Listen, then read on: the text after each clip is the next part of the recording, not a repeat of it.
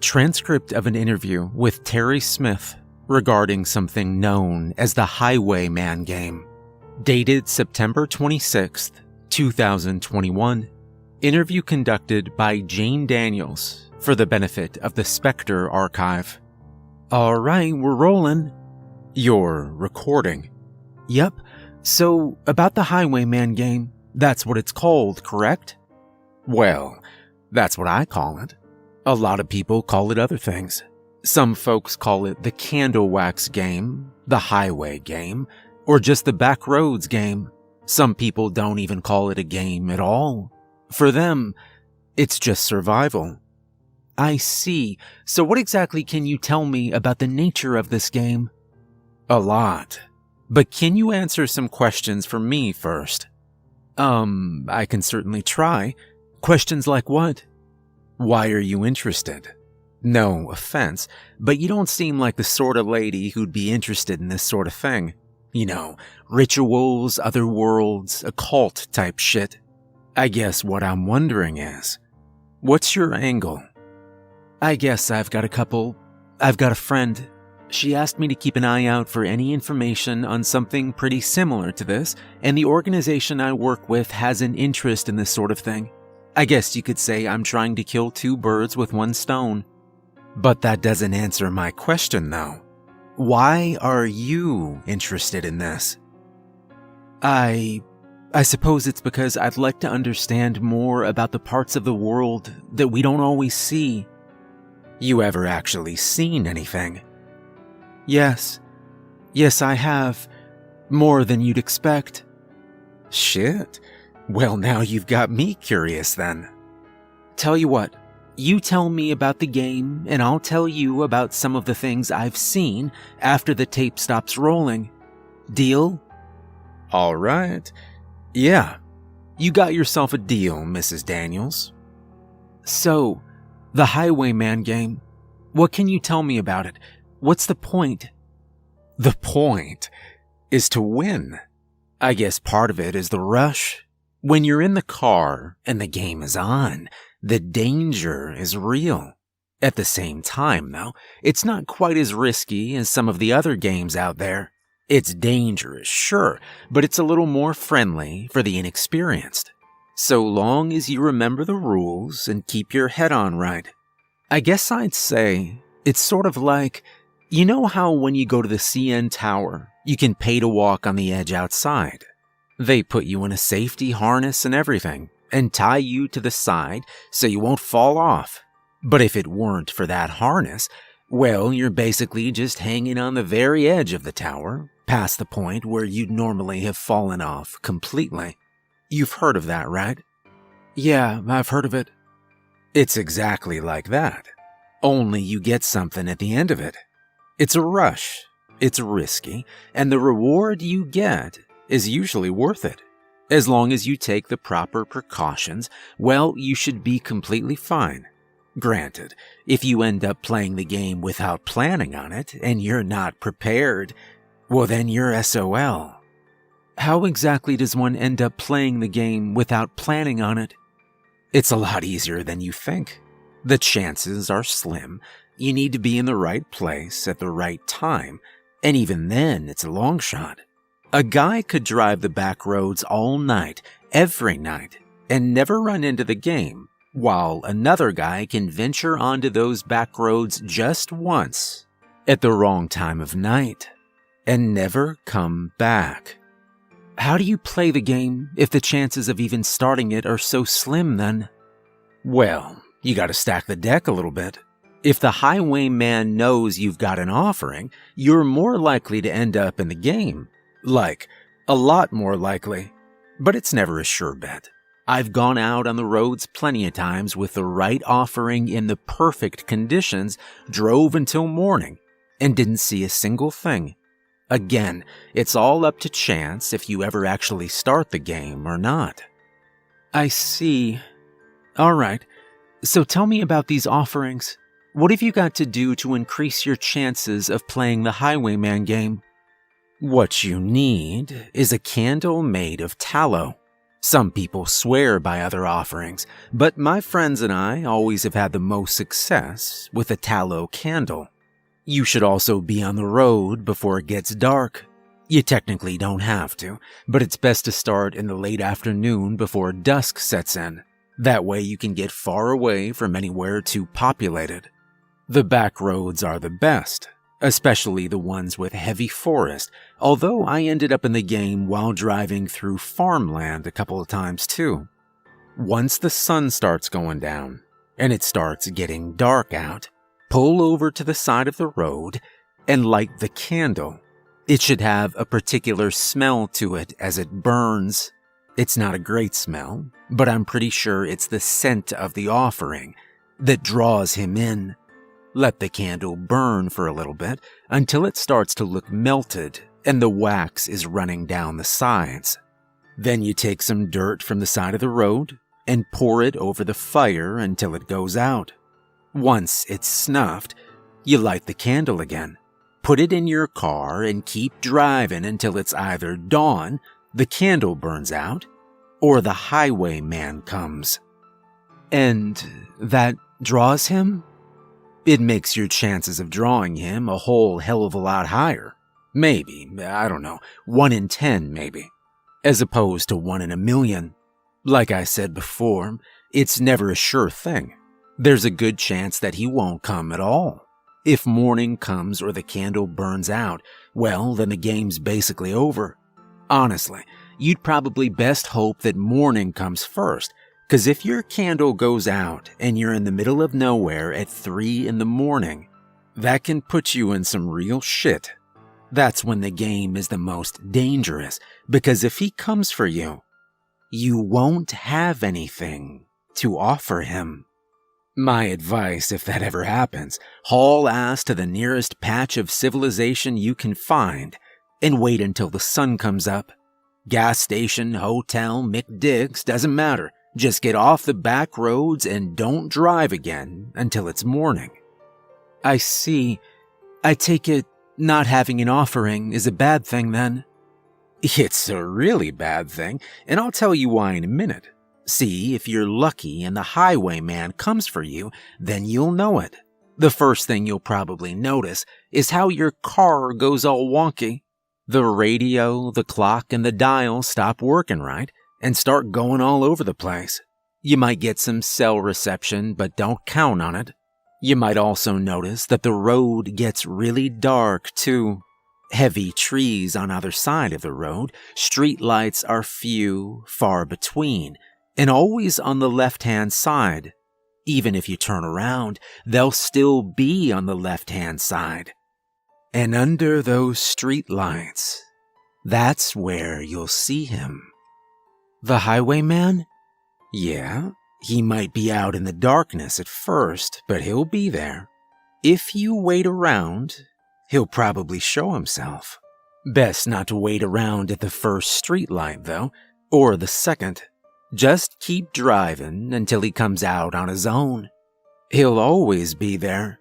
Under every street light you pass, sooner or later, you'll see him. I see. So, I assume that you've seen the highwayman then, right? Could you tell me what he looks like? Yeah, I've seen him. He looks mostly like a man, from a distance. The skin isn't quite the right color. He doesn't wear clothes, not that there's anything to see, and I don't know.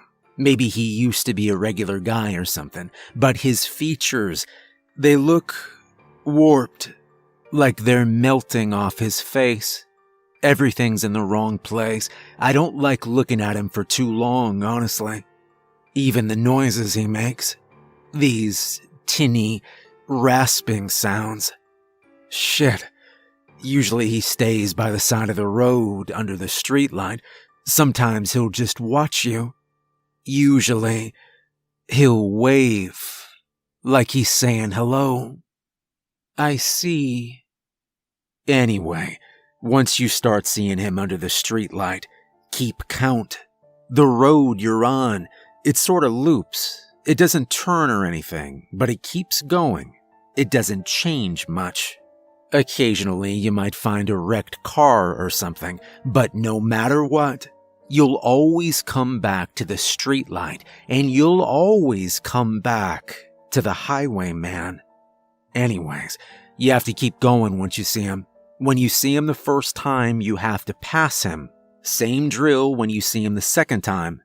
It's when you see him the third time that it's important.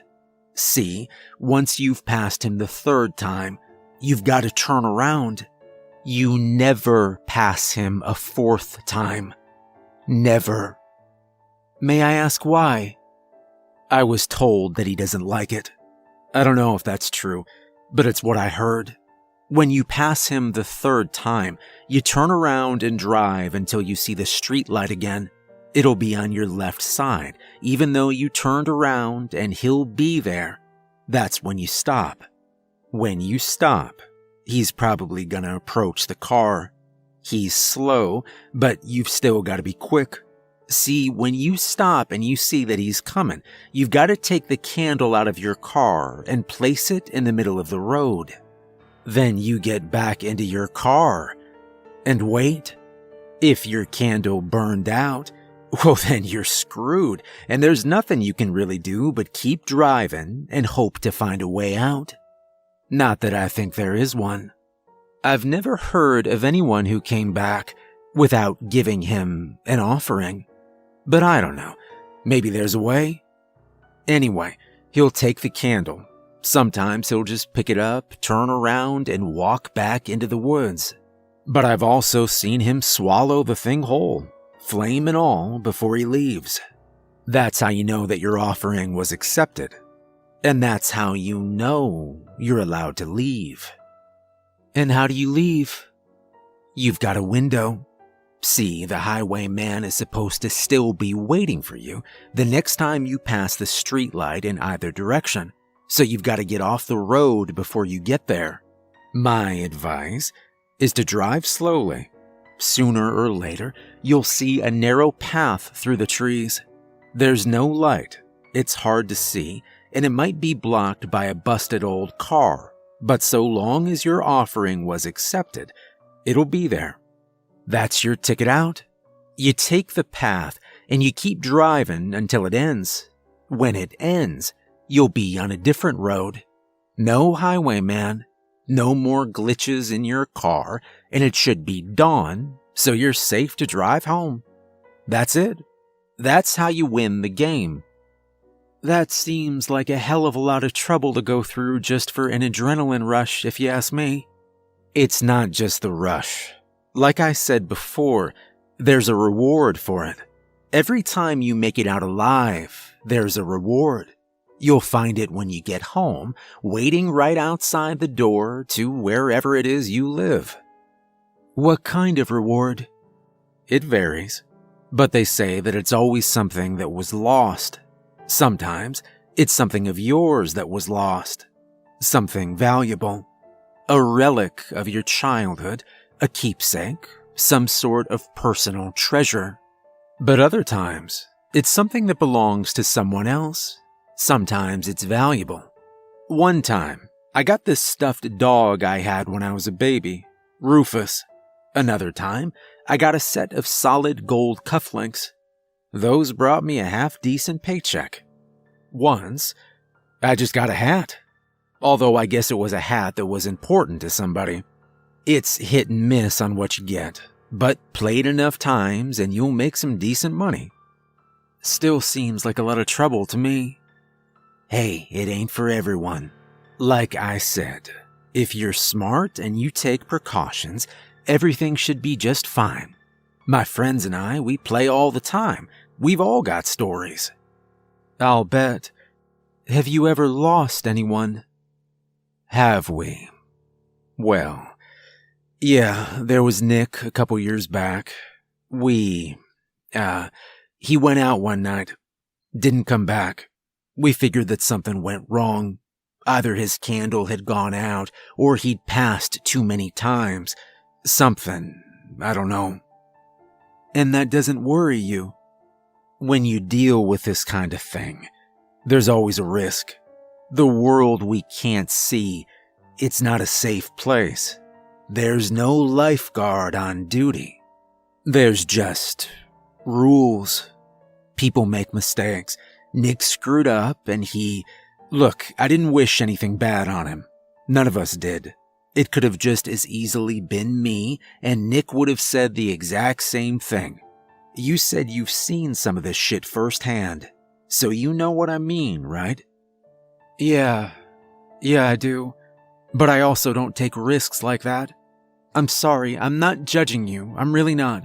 I suppose I just don't think I'd be as calm about it as you are. Yeah, well, every few years, it's someone. Usually someone on the forums. Sometimes you see their cars out on the road, doors torn off, windshields smashed. I recognize some of them from the pictures they posted.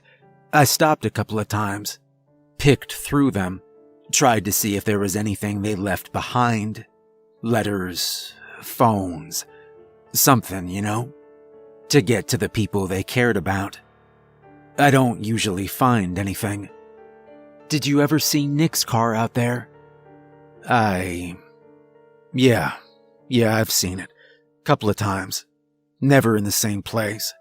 The road shifts. Everything moves.